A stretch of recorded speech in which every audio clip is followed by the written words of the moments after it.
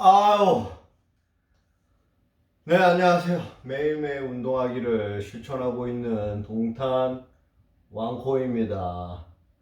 오늘은 5월 19일, 목요일이죠. 19일, 네, 맞습니다. 5월 19일. 아이고, 아우, 지금 3일 연속 새벽 출근, 그 다음에 끝나고 영어 학원, 그 다음에 운동.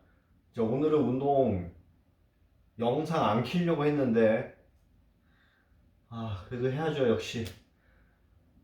꾸준히 해야 됩니다, 여러분. 꾸준히. 자, 5월 19일 운동하도록 하겠습니다. 역시 운동할 때 CNA죠. 내일 미국에서 이든이 형님 오시죠. 바이든 형님. 네, 그렇습니다. 날씨 좋고, 네, 일교차 크고, 감기 조심하세요, 여러분. 운동하겠습니다. 역시 운동할 땐 CNN.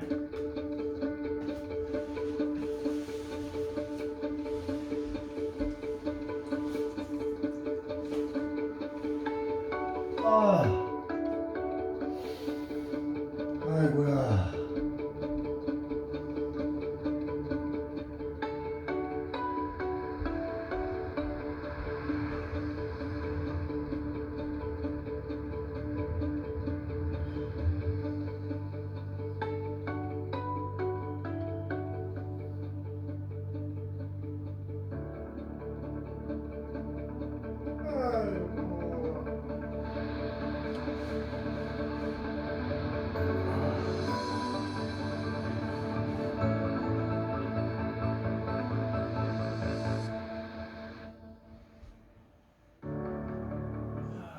From World Sports, I'm Amanda Davis, and this is CNN.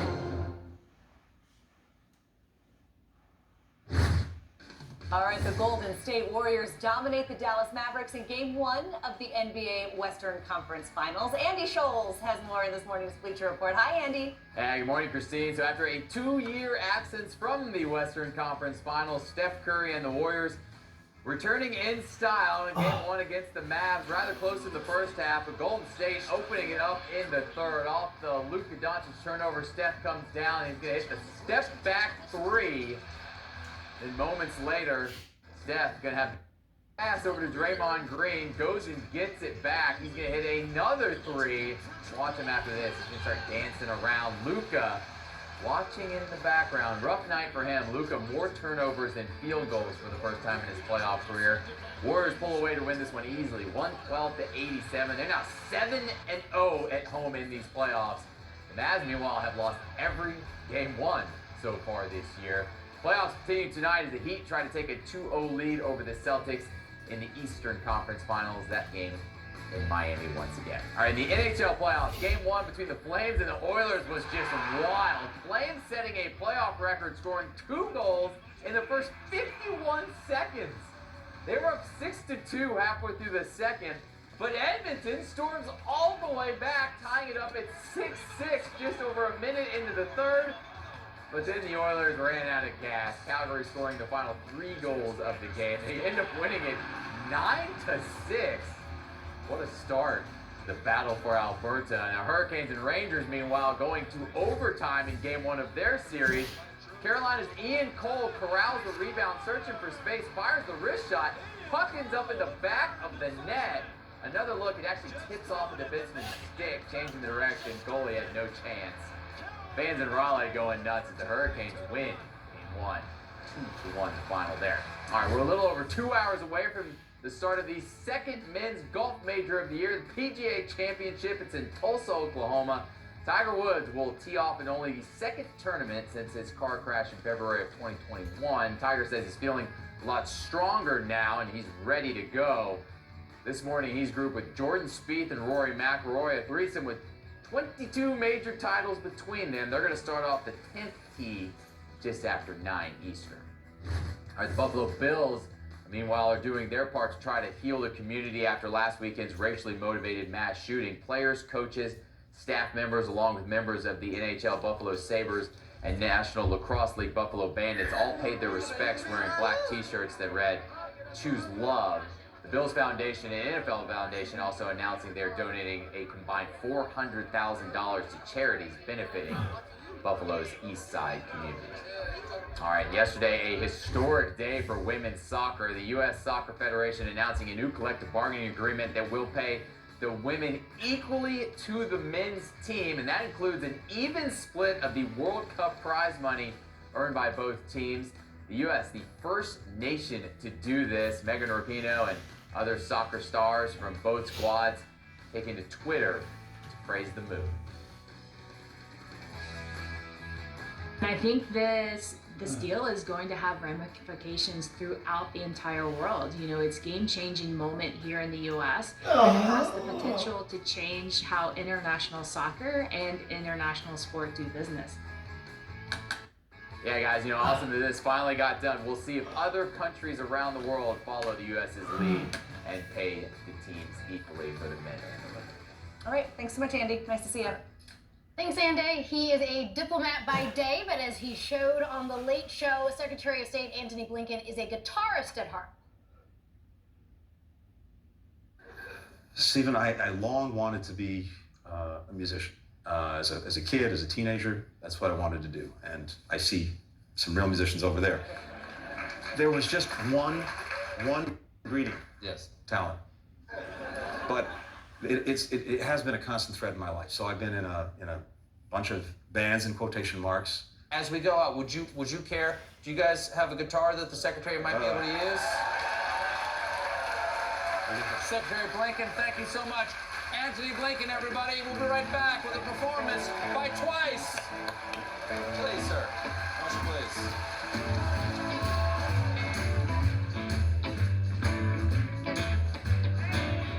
You can find Blinken's music on Spotify with his band, you guessed it, A Blinken. And something that's not going to be music to your ears, what's happening in the stock market.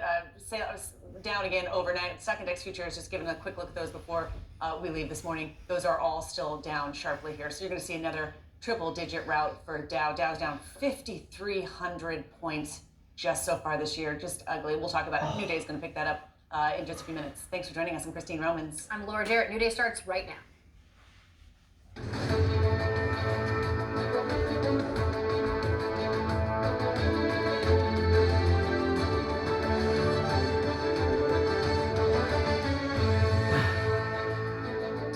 Good morning to viewers here in the United States and all around the world. It is Thursday, May 19th.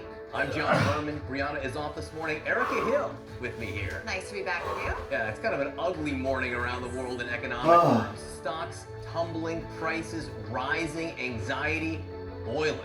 Wall Street's worst day in nearly 2 years. The Dow dropped nearly 1,200 points.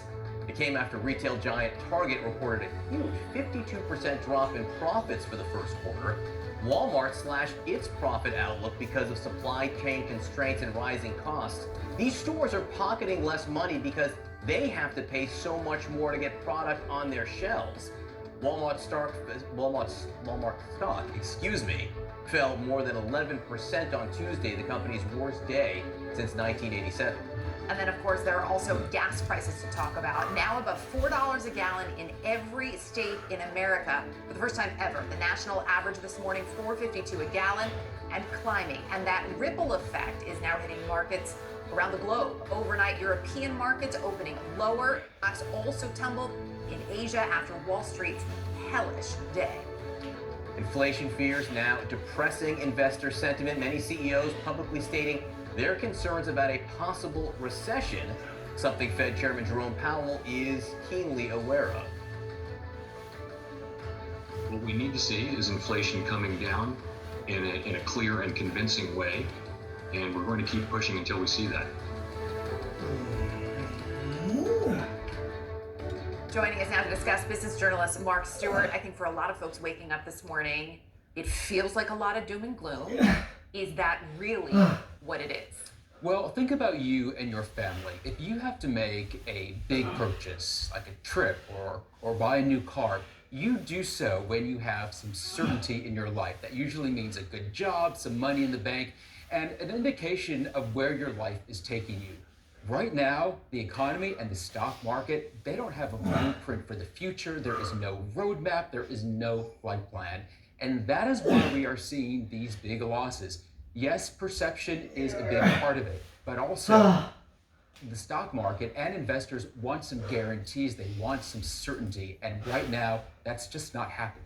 Explain to us why what happened with Target was such a big, flashing red light. Their profits fell profits now, not earnings, profits fell 52%.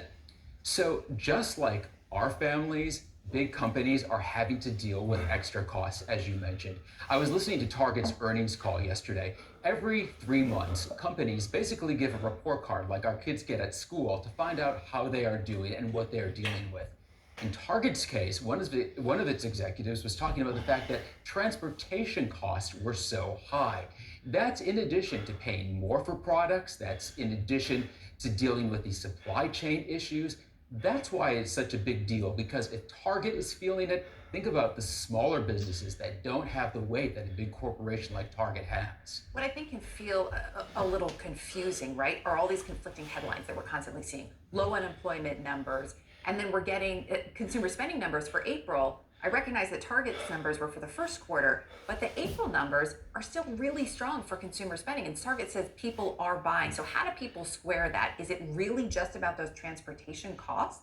Well, that's part of the conflict that we are in right now. Despite high inflation, people are still going to the stores and buying things. We still have some savings left over from the pandemic.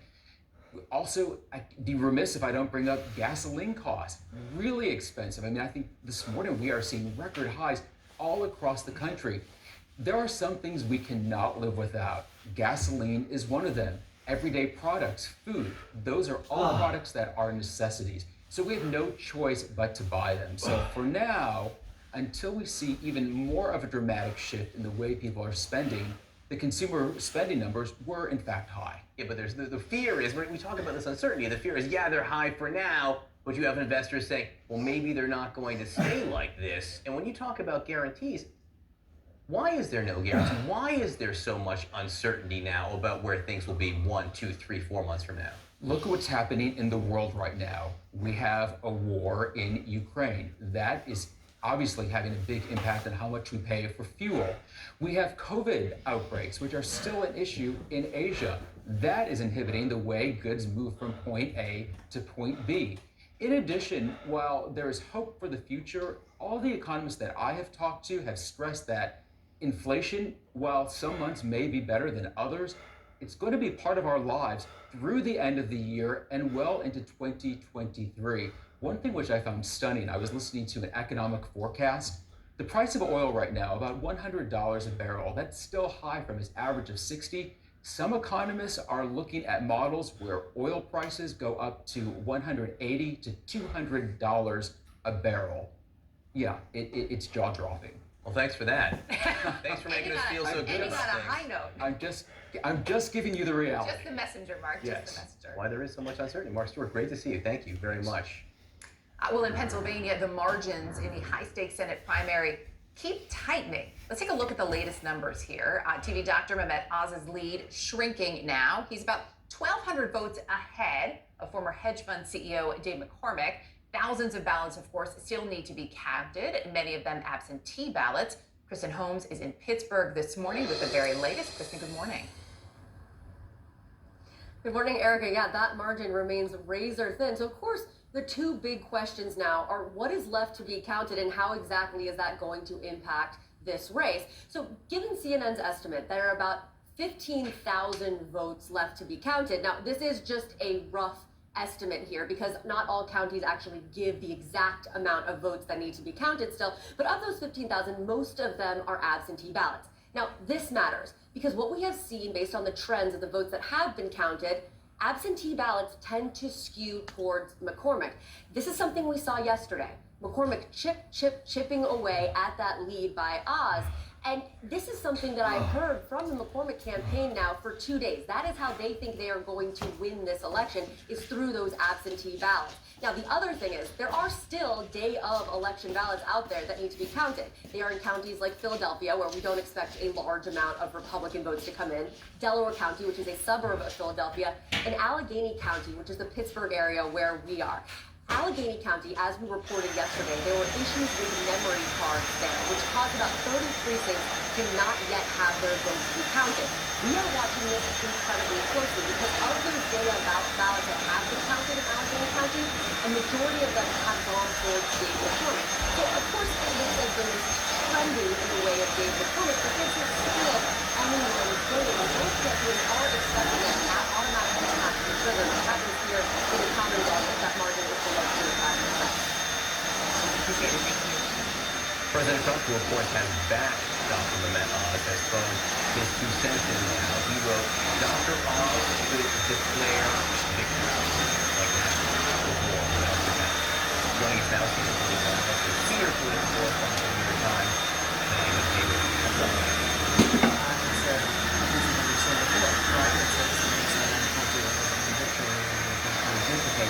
I don't think they were doing that if we felt entirely confident that Oz was going to win at the end of the day when these ballots are all counted. But what he is doing is muddying the waters, and there are huger implications here because Republicans are trying to retake the Senate. It is going to be much harder if Donald Trump is casting doubt on Dave McCormick the way he's clearly prepared to do. What's important, though, I think, too, is the reaction that you're seeing or not seeing from Mehmet Oz in response to these comments and from Dave McCormick. Well, look, Dave McCormick, I think, has taken a lot of lumps from Donald Trump, so I'm not really surprised that he's not saying something until he knows where this is headed. In Oz's case, we know that Donald Trump, when he did a rally for him, said he agrees with me about 2020. Dave McCormick did not, that Dave McCormick doesn't agree with me, and the implication was Oz does. I'm not at all surprised to see how this is playing out. But again, this is really dangerous, what Donald Trump is saying, and it should not be minimized. This isn't just him complaining that he lost an election. All of the things that got said after November 3rd, 2020, Donald Trump has to pull off. This is hard for him, et cetera, all of the rationalizations that ended up snowballing into something more. Now he's willing to say this about other people's elections, and we are heading down a different path. And we should make perfectly clear, every vote has the same validity here. A vote cast by mail, is every bit as valid as a vote cast in person. A vote counted today is every bit as valid as a vote that was counted on Tuesday. Right? That's correct. You want to point you mentioned the clear Republicans on the Trump in Georgia. In 2020, Trump was complaining about the election, and Republicans saying that depressed the vote in the runoff here. So Trump doing this could hurt whoever the nominee is. Hurt whoever it is, nominee is in other states.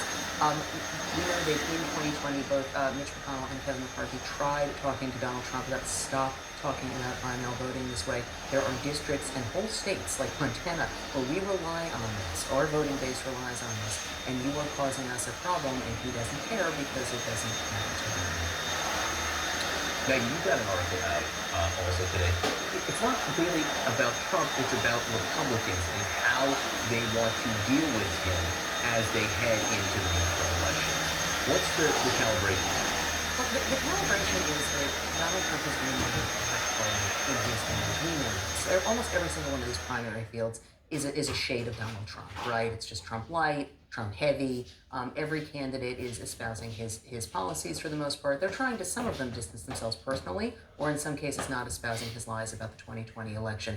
But what we have seen is his limits in being able to push other candidates over the top. You see that with Oz, certainly. You saw that last week in the Nebraska governor's race. You saw that in the Idaho governor's race this week. You are likely to see it next week in the Georgia governor's race. And so the lesson that some Republicans are taking is they like Donald Trump personally. They don't necessarily want to take his picks. What other Republicans who might run for president are looking for is this a sign that Donald Trump is losing altitude within the party? And John, honestly, I just think it's too soon to say. And I think at the end of the day, Kellyanne Conway had a point to us in that story that I think is the right one, which is basically there is no other heir apparent right now to Trumpism and to America First, his policy slogan. Until that happens, I'm not sure where this goes. We'll be watching for that. There was an interesting moment last night with former President George W. Bush. I just want to play that. In contrast, Russian elections are rigged. political opponents are imprisoned or otherwise eliminated from participating in the electoral process. The result is an absence of checks and balances in Russia and the decision of one man to launch a wholly unjustified and brutal invasion of Iraq. I mean, of Ukraine. Iraq. Anyway, 75.